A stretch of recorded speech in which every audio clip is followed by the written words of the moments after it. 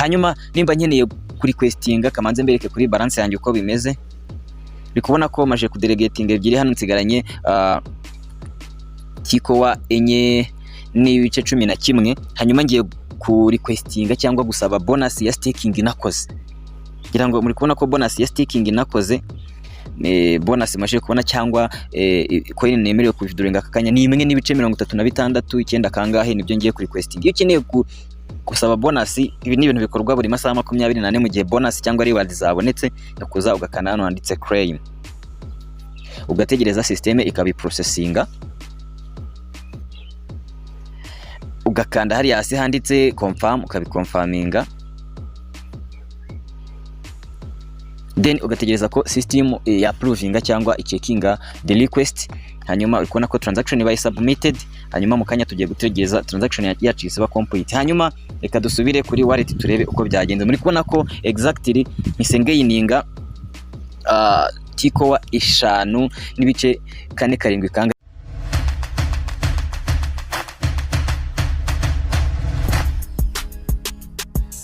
Reka nongere mbasuhuze kandi mbahe ikaze kuri YouTube channel yacu Vumbura TV. Nkuko bisanzwe ibiganiro byacu byibanda kuri cryptocurrency. By'umwihariko uyu munsi rero tugarutse kuvuga kuri wa mushinga wacu wa Core, abantu bakimayininga Core, abantu bakizera Core.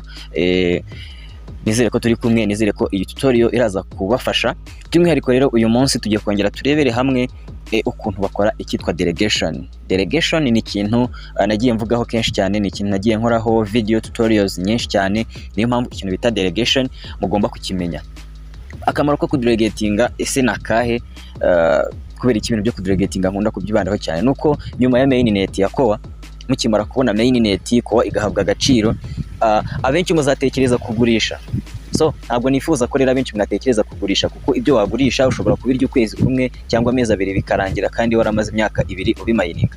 So uyu munsi rero icyo nshaka kukwereka cyitwa delegation. Icyo kizagufasha no kugira ngo zakowa mayininze uzimanaging, uzibyazemo akazi, mbese uzazikoresha mu cyo bita delegating. Ujye ubikura pourcentage runaka, ujye ugira amafaranga winjiza buri munsi ubikura cyangwa winjiza buri kwezi bitewe nuko uzaba warabiplaninze, ndetse uzamare imyaka myinshi cyane hari kubaho iyo circulation cyangwa circulation. Nongera kwibutsa ko nimba iyo circulation izaba iri kubaho kuri wowe, ni nayo circulation izaba iri kuba ku bandi ba miner ba Core.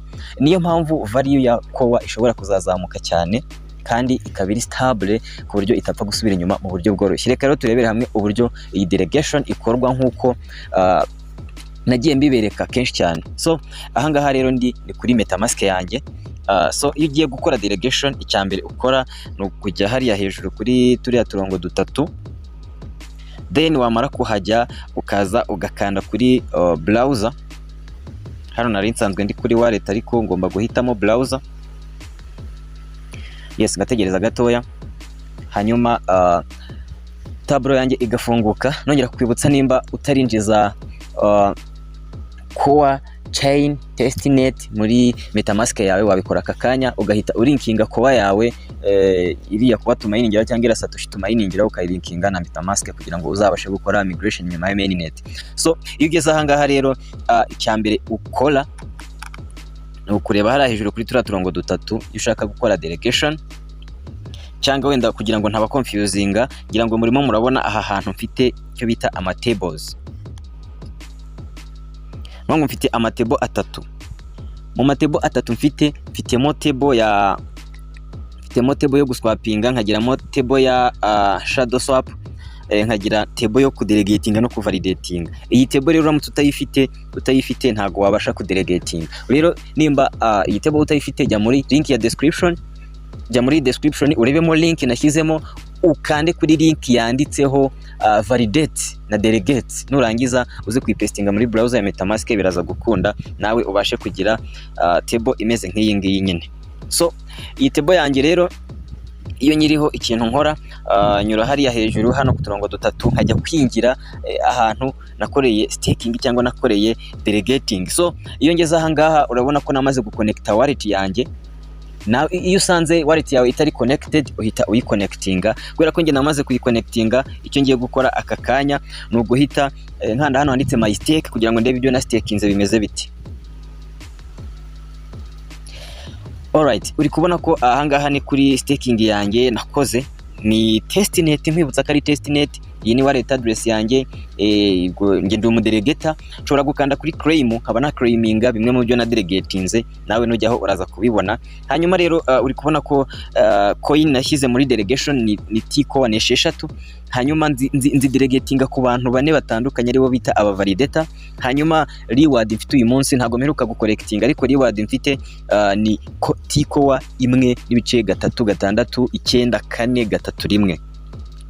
Rero izi T-Core zanjye izi ngizi muri kubona ahangaha, ubu nshobora kuziclaiminga zigahita ziyadinga kuri balance yanjye, nkaba naziwithdrawinga nyine. Ubwo ni mu gihe tuzaba twageze muri mainnet turi gukora ibintu bya nyabyo, apana ama T-Core. So ahangaha rero hari n'igihe kizagera tukemererwa gustakinga amahashi. Uri kubona ko gustakinga hashi ho ntago biratangira, ariko nabyo nibitangira zaba ari gustakinga bisanzwe nkuko na stakinze izi 6 cyangwa nkuko ngiye kubibereka. So uri kubona ko hano mfite aba validator, nababwiye ko na stakinze ku validator bane. Hano mfite aba validator bagiye batandukanye. Urabona mfite uyu mu validator, nkagira uyu. So ngiye gutambikisha rero iyi kaso yanjye sa nkuyigarura muri ruhande urunguru rwa gutyo. Yes, muri kubona ko ndi gutambitsa ngarura. Uri kubona ko iyo wa stakinze nkuko nabibabwiye, hari bonus ugenda ubona, hari profit ugenda ubona every day bitewe na staking wakoze.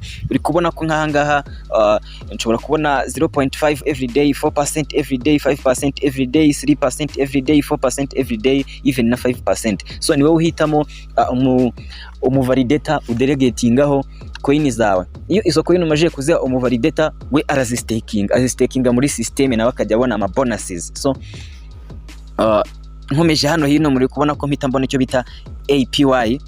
APY ni annual percentage rate. Ubona nimba ku munsi mbona ino percentage, ku mwaka nzaba mfite iyi percentage, ku mwaka hano nzaba mfite iyi. Hano ni ku validator nyine batandukanye nkuko nabibabwiye. So iyo dukomeje kuri uru ruhande rero wasanga coin wa delegatinze. Coin twa delegatinze nko kuri uyu mu validator wa mbere ni coin 3. Hano na delegatinze himwe, hano uyu ntago ndamudelegatingaho, uyu ntago ndamudelegatingaho. Iyo dukomeje tugaruka hirya ubona rewards wagiye winjiza kuri aba delegata. Kubona nk'uyu niwe ninjijeho nyinshi kwa ko namustakinzeho coin nyinshi. Uyu niwe ukurikira, hagakurikiraho uyu, hagakurikira. Aya ni amatiko y'ama bonus mba naragiye mbona kuri bano ba delegata.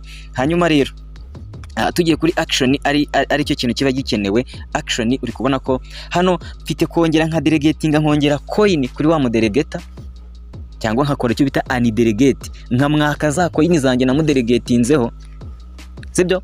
Hanyuma nkahita ngarukana amafaranga cyangwa amakowa yanjye kuri balance, kandi na za bonus narazikacinze, naraziriye. So nkongera nkashaka undi muntu na staking aho rero. So ngira ngo muri kubona uko bigiye bitondekanyije. Ahangaha rero uzabasha gukuramo passive income zigiye zitandukanye. Hanyuma rero icyo ngiye kwereka uburyo badelegatinga ari cyo cyatuzinduye uyu munsi. Ngiye guhitamo uyu mudelegata witwa Betro. Delegate witwa Betro, muri kumubona ahangaha ndamutambitsa njye hano hirya. Hanyuma nkande hano handitse Delegate. Ahantu handitse Delegate sinzi mba muri kuhabona, ndahakanda. Hanyuma iyo umaze gukanda Delegate, hano winjizamo value. Hano winjizamo value y'amakowa wifuza kudelegatinga. Enda reka tumudelegatingeho 2 T-Core 2. Yes, iyo urangije kwandika umubare w'amatiko wifuza kudelegatinga, igikurikiraho uhita ukanda kuri iyi buto handitseho Delegate. Ahangaha nyine ugahita delegatinga, delegation ikaba yabaye. Uri kubona ko system ihita yakira request yawe ikayiprocessinga. Ubwo ikiri kuba ni process, hanyuma igihita gikurikiraho abari gukanda hano handitse confirm, kugira ngo uconfirminge delegation yawe y'amatiko uba ufite. Ubwo hano nyine no gutegereza, nta kindi ukora. T-Core 2, ubona ko kuri balance nsanzwe mfiteho T-Core 6. Uri kubona ko transaction yanjye baye successful, delegation yanjye nayo mukanya barabambira ko yabaye complete. So uri kubona ko transaction yanjye baye complete. Ubwo nubango maje kudelegatinga murabibonye. Hanyuma nimba nkeneye kuri questinga, kamanze mbereke kuri balance yanjye uko bimeze. Uri kubona ko maje kudelegatinga 2, hano nsigaranye T-Core 4.11. Hanyuma ngiye ku requestinga cyangwa gusaba bonus ya staking nakoze. ngira ngo muri kubona ko bonus ya staking nakoze bonus mashe kubona cyangwa coin nemerewe ku withdrawing akakanya ni 1.36 icyenda kangahe nibyo ngiye kuri requesting. Iyo ukeneye gusaba bonus, ibi ni ibintu bikorwa buri masaha 24 mu gihe bonus cyangwa reward zabonetse no kuza ugakana hano handitse claim, ugategereza system ikabi processinga, ugakanda hari hasi handitse confirm ukabiconfirminga, then ugategereza ko system ya approvinga cyangwa icheckinga the request, hanyuma ukubona ko transaction ibaye submitted, hanyuma mukanya tugiye gutegereza transaction yacu isiba complete. Hanyuma reka dusubire kuri wallet turebe uko byagenze. Muri kubona ko exactly misengeyininga tiko wa 5 n'ibice 4.7 kangahe kandi mukanya nari mfite henye. Uko nguko rero niko badelegatinga, uko nguko niko uzabona bonus, uko nguko niko ushobora kuza withdrawing some bonuses mu myaka myinshi cyane ukamera nk'umuntu ufite akazi kandi ari ibingibi wikorera. So reka video yacu rero nyihinira ahangaha, bibutsa ku bantu bifuza kwiga forex trading na future trading yo muri cryptocurrency, mushobora kunyandikira kuri nimero iri munsi iyi video, tukavugana tugapanga hanyuma tukagufasha. Okay guys, reka rero nsoze mbifuriza ibihe byiza aho muri hose. See you again later.